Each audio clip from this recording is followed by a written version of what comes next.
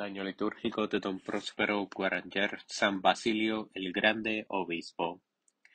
La persecución ariana, después de la muerte trágica de Juliano el Apóstata, perseguidor de los cristianos en nombre de sus ídolos, Valente logró hacerse emperador de Oriente el año 364. Era cristiano pero hereje, y no tardó en desencadenar una persecución tan cruel como a la de los emperadores paganos. Valente exigió del clero y de los monjes la firma del símbolo ariano escogido por él, so pena del destierro, de la confiscación de bienes o de la muerte. Uno de sus ministros más fanáticos, el prefecto de Oriente Modesto, encargado de la aplicación del edicto, era especialmente temido, pues un día había hecho quemar vivo a 80 eclesiásticos en un buque cabe Constantinopla. Recorrió el Asia Menor, obligando a todos a que firmasen y provocando desgraciadamente gran número de apostasías. Se presentó finalmente en el gran metrópoli de Cesarea de Capadocia, cuyo arzobispo era San Basilio desde el año 370. San Basilio se negó a firmar el formularlo, por lo que se siguió el dramático diálogo. Indomable valentía cristiana. ¿Cómo? Preguntó Modesto, enojado. ¿No temes mi poder? No. ¿Qué es lo que puedo perder? ¿Qué puedo padecer? Sábete que tengo en mi mano numerosos suplicios. ¿Cuáles? Veamos, dámelos a conocer. La confiscación, el destierro, las torturas y, en fin, la muerte. Eso es todo. Si dispones de otros, no dudes en amenazarme con ellos, porque ninguno de los anteriores me conmueve. ¿Cómo? ¿Qué dices? Claro que sí, porque ¿cómo quieres que me asuste la confiscación si no poseo ningún bien, a no ser de que te quieras llevar estos harapos y estos pocos libros? Esto es lo único que poseo. En cuanto al destierro, no puedo experimentarlo porque no estoy fijo en ninguna mansión.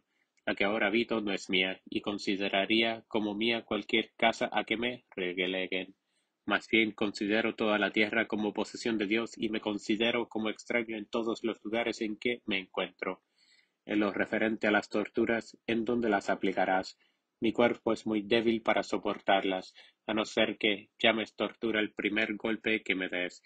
Es el único de que puedes disponer. En lo tocante a la muerte, me será muy grata, porque me conducirá ante a Dios, por quien vivo, por quien trabajo, por quien estoy ya medio muerto, y a quien deseo unirme desde hace ya mucho tiempo. Ah, nadie me ha hablado hasta ahora con tal lenguaje, ni con tanta libertad. Quizás sea porque no has encontrado aún ningún obispo verdadero, porque seguramente te habría hablado con el mismo lenguaje si hubiese tenido que defender esta misma causa. Ciertamente soy más complaciente y humilde que nadie. Nuestra ley así me lo manda, y no solo ante las autoridades, sino también ante los recién venidos, me guardo el fruncir el ceño. Mas cuando el honor de Dios se encuentra comprometido, nadie me asusta, no considero sino solo a Él, el fuego, la espada, las bestias feroces, los garfios que destrozasen la carne constituyen más bien mis delicias que mi espanto. Así pues, en lugar de injuriarme, de amenazarme, de desplegar tus fuerzas, lo que puedes hacer desde ahora es decir a tu emperador que no conseguirás hacerme sectario de la impiedad ni por la violencia ni por persuasión. De ese modo llegó a ser San Basilio el modelo de todos los tiempos de persecución. Como suele suceder en las crisis violentas, todo el hombre, todo el santo, es el que se revela en estas valerosas palabras. Brillan en ellas con vivo resplandor el desinterés absoluto de un monje, la autoridad a la vez dulce e inflexible del obispo y la fe purísima del doctor.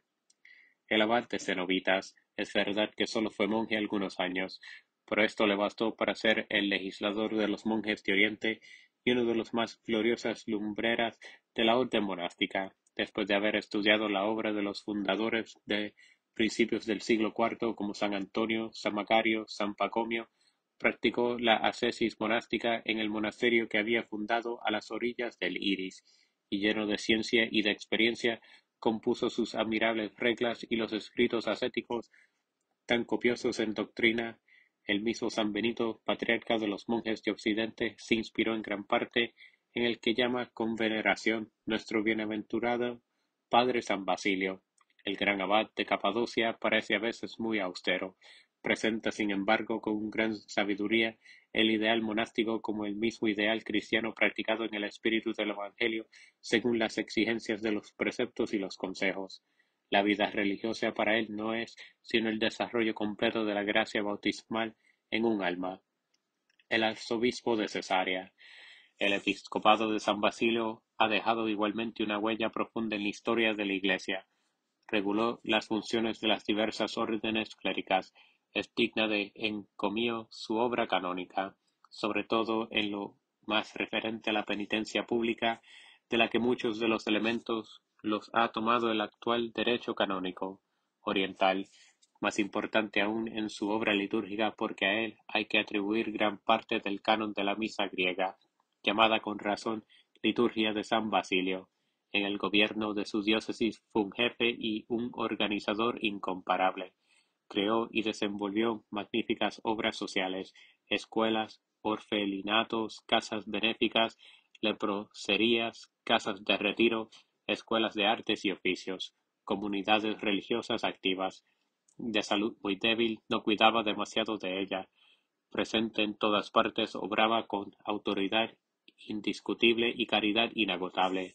Su autoridad se extendió fuera de su diócesis y su prestigio fue tal que Valente, desistiendo de perseguirle, prefirió recurrir a él, por su ascendiente y su experiencia, para arreglar algunas cuestiones espinosas en Armenia.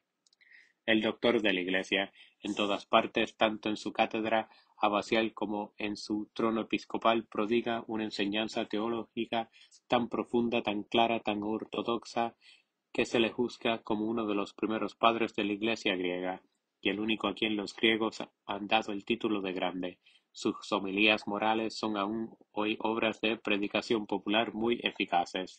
Sus obras dogmáticas le colocan entre uno de los triunfadores de la herejía ariana, combatiendo victoriosamente a los enemigos de Cristo. Desarrolló la doctrina trinitaria. Él expuso por primera vez de un modo completo la teología del Espíritu Santo. Enseñó que procedía del Padre y del Hijo, sus apropiaciones, su acción santificadora, ya en la vida individual de las almas, ya también en la vida comunitaria de los monasterios e iglesias, ya que la liturgia después de Pentecostés tiene por objeto extender esta acción santificadora del Espíritu Santo. Escuchemos con atención al menos algunas palabras del Santo Doctor sobre este punto. Si algo nos dice, se libra de la deformidad que proviene del vicio, si vuelve a la belleza que le dio su Criador, y restaurará en él los rasgos primitivos de su forma real y divina. Entonces, y solamente entonces, puede acercarse al Espíritu Santo. Pero entonces también, como el sol ilumina un ojo puro, así el Espíritu Santo le revela la imagen de aquel a quien no puede ver. En la dichosa contemplación de esta imagen, percibe la inefable belleza del principio de todas las cosas. El Espíritu Santo asimismo es quien, en el esfuerzo de los corazones para levantarse, ayuda a los débiles como con la mano, y conduce a los fuertes a la perfección. Él es también quien hace espirituales a los que están purificados de todo pecado, en virtud de la participación que les concede de sí mismo, y así como un cristal puro y transparente tocado por el rayo del sol, resplandece y derrama a su alrededor la luz. Del mismo modo las almas que llevan al Espíritu Santo resplandecen por él, y haciéndose ellas mismas espíritus, derraman sobre los demás la gracia. De ahí proviene su conocimiento del futuro, su inteligencia de los misterios, su penetración de las cosas ocultas, la irradiación de su caridad, su conversión celestial, su unión al coro de los ángeles. De ahí su gozo sin fin, su fidelidad a Dios. De ahí su semejanza con el mismo Dios, sobre la cual no se puede desear nada y que es tal, que con razón se puede decir, oh sublimidad, has llegado a ser Dios, vida. Basilio nació hacia 329 o 330, en Cesarea de Capadocia, de familia rica, noble y profundamente cristiana. Su padre, su abuela y su madre, su hermana mayor y uno de sus hermanos se hallan inscritos en el martirologio. Justo al principio de las ciencias profanas, se estableció con este fin en Atenas, donde se hizo el amigo de San Gregorio Nacianceno, y adquirió una vasta cultura en las ciencias, las artes y la filosofía antigua. El año 357, por influencia de su hermana Macrina, Yamunja se resolvió a consagrarse a Dios. Visitó los centros monásticos de Egipto y Siria, después de lo cual se retiró a una posesión suya y fundó un monasterio. Mas, desde 360, su obispo comenzó a recurrir a pedirle consejo. Tuvo en consecuencia que establecerse en Cesarea, donde ejerció un ministerio muy fecundo. Finalmente, en el 370 fue elegido obispo, organizó las obras diocesanas, defendió los derechos de su metrópoli contra las pretensiones de algunos prelados, combatió el arianismo y, sobre todo, trabajó ardorosamente en restablecer la buena concordia entre la Iglesia de Oriente y la de Occidente, que habían perturbado las controversias amanas y otras cuestiones personales. Agotado por el trabajo, San Basilio murió el 1 de enero del 379. Los orientales le celebran ese día, los occidentales en el 14 de junio, fecha de su consagración episcopal. Oración al obispo. ¿No es bastante alabanza, gran pontífice, el haber ensalzado tus obras? Ojalá estas mismas obras tengan imitadores en nuestros tiempos, porque claramente la enseñanza, la historia, que son los santos de tu talla los que constituyen la salvación y la grandeza de una época. El pueblo más probado y más abandonado en apariencia únicamente necesita de un jefe, dócil en todo, dócil hasta el heroísmo, a las inspiraciones del Espíritu Santo, que gobierna continuamente a la Iglesia, y ese pueblo soportará la tempestad y finalmente vencerá. Mientras que, si la sal se vuelve sosa, la sociedad se disuelve, sin que sea necesario un Juliano o un Valente para conducirla al desastre. Alcanza pues, oh Basilio, para nuestra sociedad tan enferma, jefes como tú. Repítase en nuestros días la admiración de Modesto. Los sucesores de los prefectos de Valente encuentren en todos los lugares un obispo al frente de las iglesias, y su admiración será para nosotros el signo inequívoco del triunfo, porque un obispo no es vencido nunca, aunque tenga que pasar por el destierro o la muerte. Oración al doctor de la Iglesia. A la vez que debes mantener a los pastores de las iglesias a la altura del estado de perfección que le exige la sagrada unción, eleva también al rebaño hasta las sendas de la santidad a la que debe aspirar en virtud de la religión que profesa. No sólo a los monjes se dijo: el reino de Dios está dentro de vosotros. Nos enseñas que ese reino de los cielos, esa bienaventuranza que ya puede ser la nuestra, es la contemplación de las realidades eternas que podemos alcanzar en la tierra, no por la visión clara y distinta, sino en el espejo de que habla el apóstol. No se lanza el espíritu por sí mismo a las regiones para las cuales fue creado. Si su elevación resulta penosa, es porque los sentidos han prevalecido contra él. Enséñanos a curarlo por la fe y el amor. Repita a los hombres de nuestro tiempo, porque quizás lo podrían olvidar, que el cuidado por mantener una fe pura es tan necesario para este fin, como la rectitud de la vida.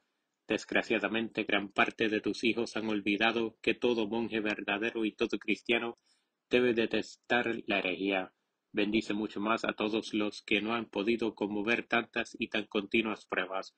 Multiplica las conversiones, apresura el día feliz en que el Oriente, sacudiendo el doble yugo del cisma y del Islam, vuelva a tomar en el aprisco único del único pastor un lugar que fue tan glorioso para él. Haz en favor de los que ahora estamos prosternados a tus pies, oh Doctor del Espíritu Santo, defensor de la consubstancialidad del Verbo con el Padre, que vivamos como tú únicamente para gloria de la Santísima Trinidad. Tú lo expresaste en una magnífica fórmula: ser bautizado en la Trinidad, creer conforme a su bautismo, glorificar a Dios según su fe, era para ti el constitutivo esencial de lo que debe ser el monje. Pero ¿no conviene esto a todo cristiano? Haz que todos los comprendamos y bendícenos.